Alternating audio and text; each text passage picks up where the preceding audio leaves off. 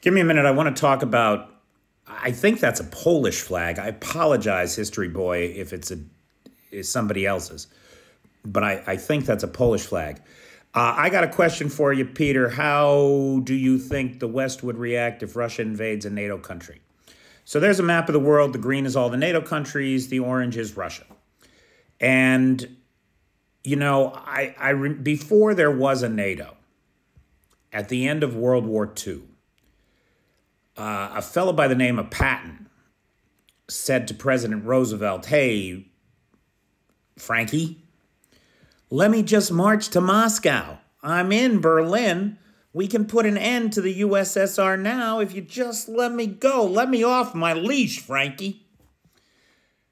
To which President Roosevelt said, "You are dismissed. Come home now." Something to that effect.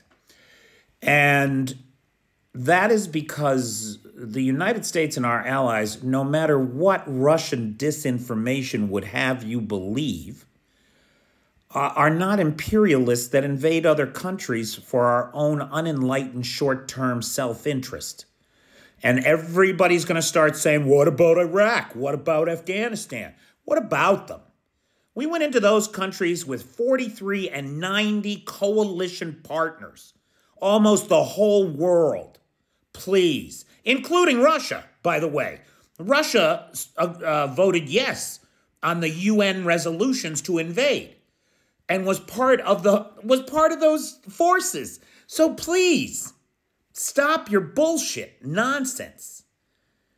We're not the same. It's not the same.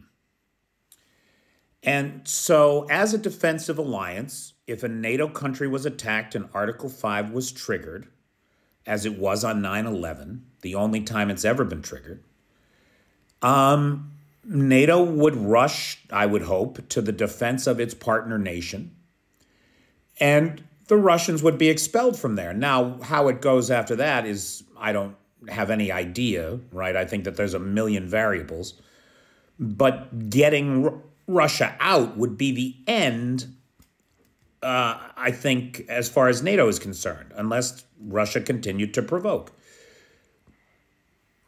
We wouldn't be interested in invading Russia, if that's your question. I don't see that as something that we would do. And for the same exact reasons that we didn't do it in 1946. As long as they stay on their side of the border, we got no problems. They failed to do that in Ukraine, and we still haven't put any boots on the ground. The Ukrainians haven't even invited us. They're handling it just fine, and they'd be able to handle it a lot better if we just gave them what they really need.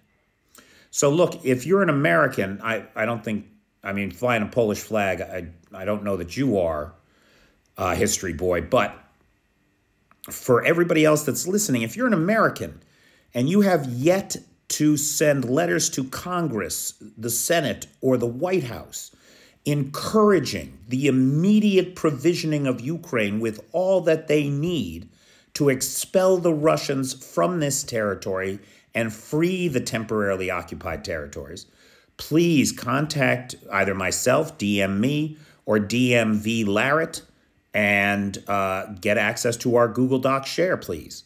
And get those email message templates to your elected representatives. Right? In the West, we don't have leaders.